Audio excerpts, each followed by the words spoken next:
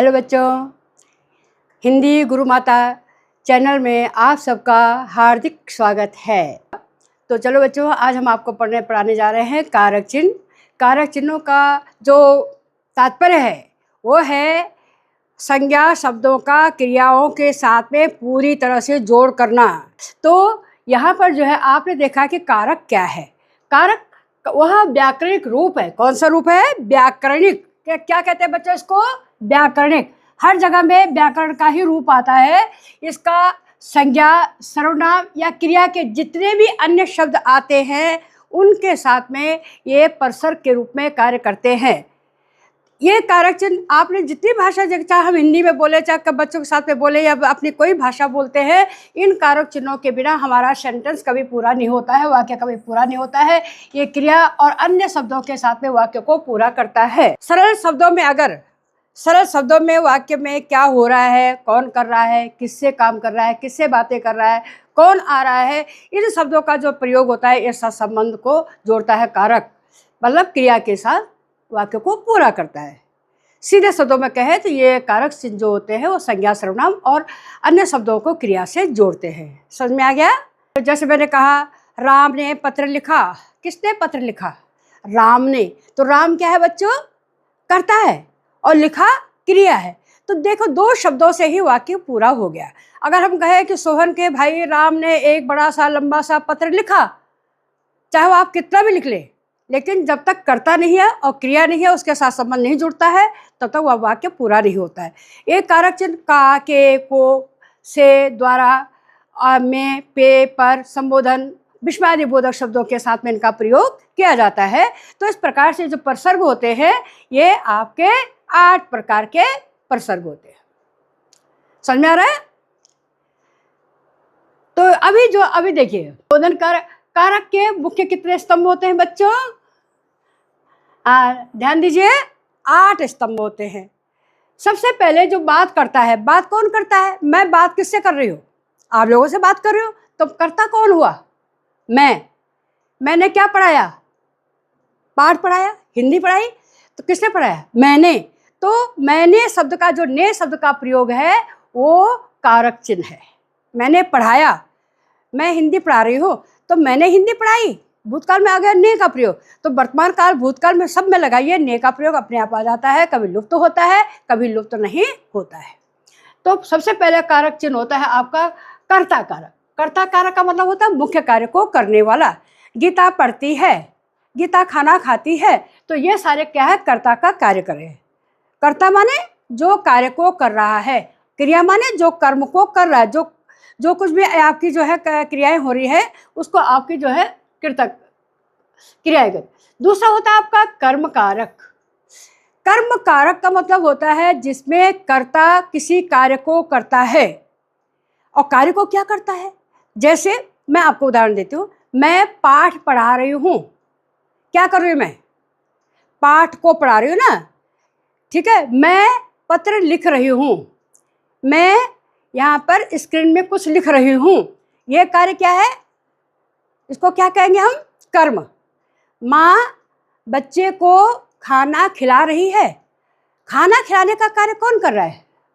माँ कर रही है। तो माँ आपका क्या हो जाएगा? यहाँ पर माँ क्या हो जाएगा? कर्ता कारक। और कर्म क्या हो जाएगा? खाना।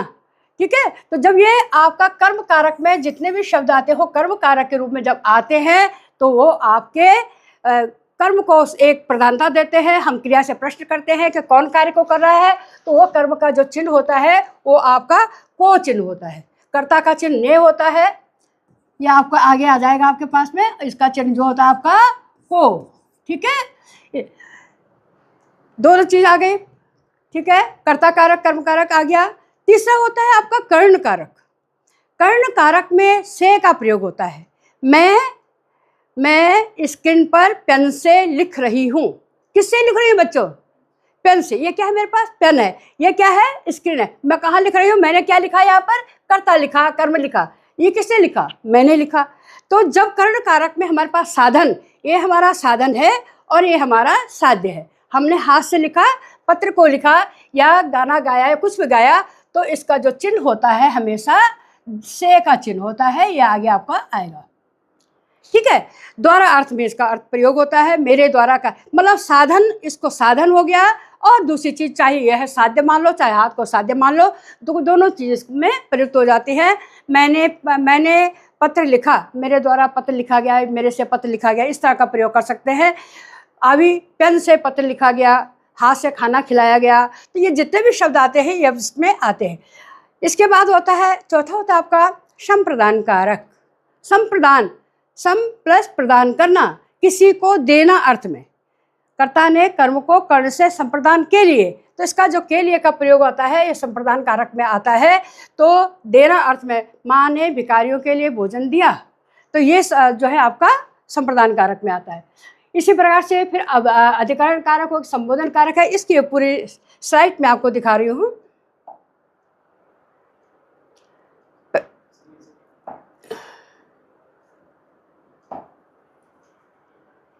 ये कर्ण कारक में आ गया, से के द्वारा पत्र लिखा गया, ये मैंने आपको करा दिया है।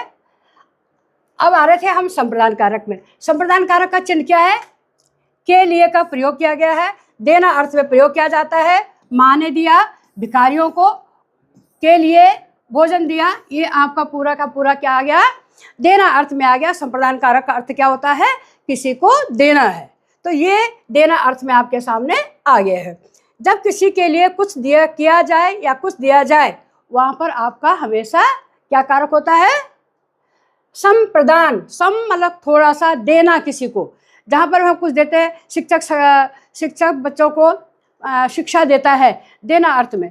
भिखारियों को कपड़े देते हैं, खाना देते हैं, ज़्यादातर इनको ये किताबें जितनी भी देना अर्थ, कहीं पर भी किसी को भेंट करना है, देना है, उपहार देना है, आपका हमेशा आपका संप्रदान कारक आएगा। ठीक है बच्चों, कुछ समझ में आ रहा है? सरल शब्दों में, इससे सरल शब्द आपके लिए कुछ नहीं हो सकते हैं। ठीक है, आप इसको ध्यान से सुनिए और पढ़िए। पांचों कारक कौन सा होता है? अपादान कारक। अपादान का जो चिन्ह होता है वो अलग होना अर्थ में आता है। अलग होना अर्थ के साथ में आपके जो है तीन चीज़ें इसमें मुख्य होती हैं। ध्यान दीजिए, अपादान कारक बहुत ही मुख्य कारक है। जैसे आपने कहा कि आपने कर्ता ने कर्म को कर्ण से, कर्ण का चिन्ह भी से होता है और अपादान का भी चिन्ह से होता है। इस चीज़ को विशेष ध्यान में रखिए। लेकिन जो चिन्ह आपका अपादान में होता है, यह अलगाव की स्थिति, अलग होना अर्थ में होता है। तीन स्थितियों में होता है, भय की स्थिति में होता है और तुलनात्मक स्थिति में होता है।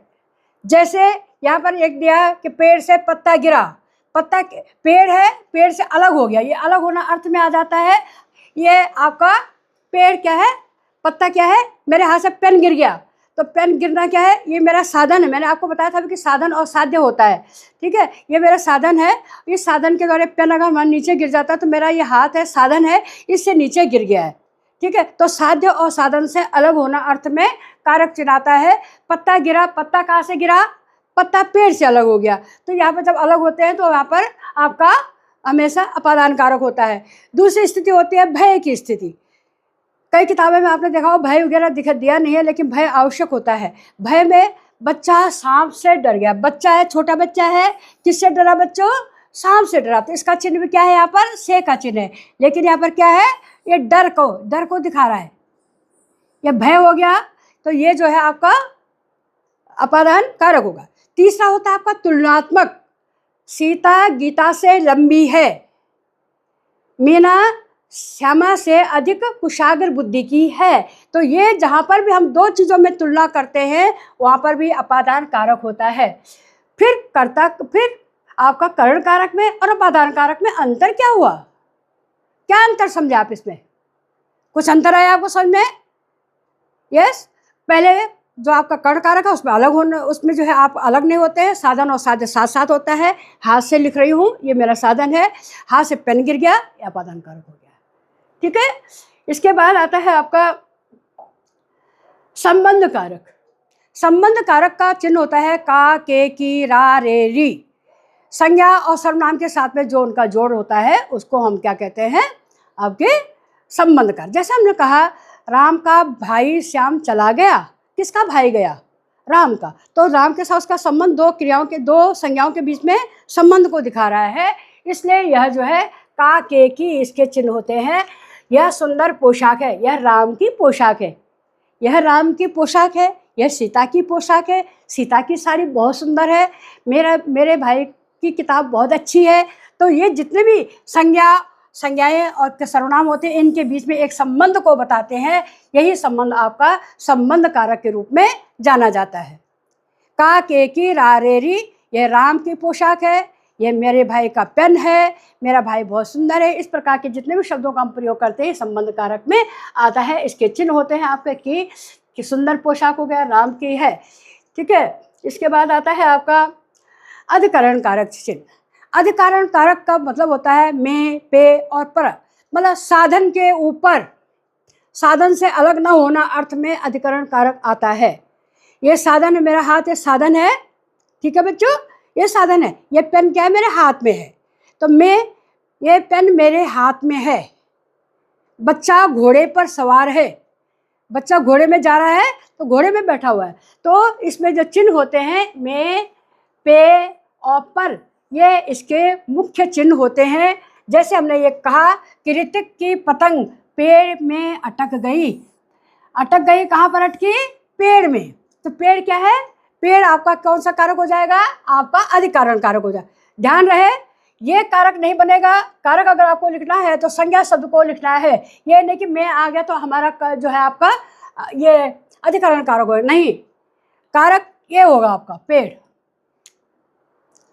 संज्ञा जो आपके चिन्ह होते हैं उससे पहले जो संज्ञा सर्वनाम शब्द होता है वही आपका कारक होता है। कई बच्चे लिख देते हैं कि मैं पे पर आया तो मैं इसको लिख देता हूँ, नहीं, ये आपको केवल पहचान के लिए दिए गए, ठीक है। यह क्रिया के होने के स्थान पर और आधार बताते हैं। जैसे मैंने आपको कहा कि ये चिड़िया पेड़ पर है, चिड़िया कहाँ बैठी है, पेड़ पर है। चिड़िया घोंसले में बैठी है, साधन है। मेरा पेन मेरे हाथ में रखा हुआ है, ये मेरा साधन हो गया, ये पेन मेरे हाथ में है। तो ये साधन और साध्य दोनों हमारे एक साथ में अलग नहीं होना है। कर्म कारक में द्वारा से लिखा जाता है, साधन के द्वारा हमने लिखना शुरू किया था। आपके अपादान कारक में पेन अलग से गिर गया था। अधिकरण में साधन और साध्य दोनों एक साथ में हैं, इसलिए इसको अधिकरण कारक के रूप में जाना जाता है। इसके बाद नेक्स्ट में आता है आपका संबोधन कारक। संबोधन कारक बहुत ही इजी है। हर्ष, शोक, क्रोध, घृणा, आश्चर्य, ये सारे भाव जो होते हैं आपके संबंध कारक, इसमें आपके संबोधन कारक में होते हैं। अरे वाह हम पास हो गए, ठीक है, हुर्रे हम जीत गए। तो ये शब्द जितने भी आते हैं ये, लेकिन विशेषता ध्यान क्या रखनी है, इसमें आपका संबोधन का चिन्ह होना बहुत जरूरी है। अगर आपने संबोधन का चिन्ह नहीं लगाया आपका वाक्य कभी सही नहीं हो सकता है। वाह सभी छात्र पास हो गए, छात्र पास हो गए किस चीज को दिखा रहा है, वाह खुशी को दिखा रहा है। छी कितना गंदा दृश्य है, किसको दिखा रहा है, घृणा का। अरे बाप रे कितना बड़ा सांप, तो ये क्या है, आश्चर्य को दिखा रहा है। तो हर्ष, शोक, क्रोध, घृणा, ये सब भाव जो है आपके विस्मयादिबोधक में आते हैं। जिन शब्दों के बाद संबोधन चिन्ह लग जाता है उससे पहले का जो शब्द होता है, यहाँ पर जैसे मैंने आपको बताया संबोधन चिन्ह है, इससे पहले का जो शब्द है ये आपका क्या बनेगा, आप संबोधन कारक, ठीक है। तो इसमें है किसी को पुकारने के लिए चेतावनी, खबरदार आगे बढ़े, तो खबरदार शब्द क्या है, चेतावनी दे रहा है। ध्यान आकर्षित करने के लिए भी आपका ये कारक का प्रयोग किया जाता है। इसके साथ में उलझन सुलझाए से का प्रयोग। अब दो चीज मैंने आपको पहले ही बता दिए बच्चों कि साधन और साध्य, करण कारक में साधन और साध्य साथ में होता है। साधन के रूप में मैंने आपको बता दिया, आपके साथ मैंने प्रैक्टिकल करके दिखा दिया है। यही चीजें हैं, ये पत्र से ये लिखा है, साधन से साध्य को अलग होना होता है। पेड़ से पत्ता गिरा, ये आपको साधन से साध्य अलग हुआ। इसके बाद है कारक को चिन्हों के बारे में मैंने आपको बता ही दिया कि सारे कारक चिन्ह होते हैं। और अब आपके सामने त्वरित संदर्भ तालिका है, इसको एक बार स्क्रीन में अच्छी तरह से देख लीजिए, पढ़ लीजिए, समझ लीजिए। और अगर आपके पास फिर भी तभी समझ में ना आए तो कोई बात नहीं, मैं दोबारा और बना रही हूँ, आप उसको ध्यान से देखिए, पढ़िए, समझिए। तब आज के लिए केवल इतना ही है। और अभी सुभाषित बच्चों सदा खुश रहो, खूब पढ़ाई करो।